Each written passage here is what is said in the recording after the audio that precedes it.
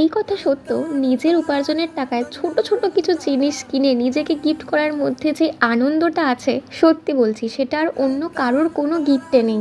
আর আমার এই কথাগুলো অনেকেই রিলেট করতে পারবে।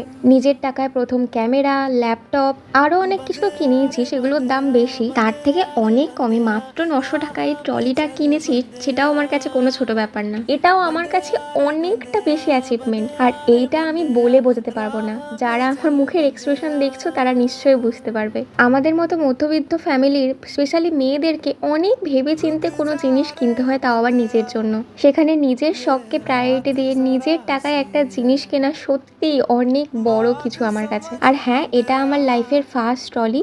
এই টাইপের ট্রলি ব্যাগ আমি কখনো ইউজ করিনি, তাই যেদিন থেকে অর্ডার করেছি প্রত্যেক দিন চেক করেছি কখন আসবে। ফাইনালি আমি আমার নিজের ইনকামের ফার্স্ট ট্রলি কিনলাম।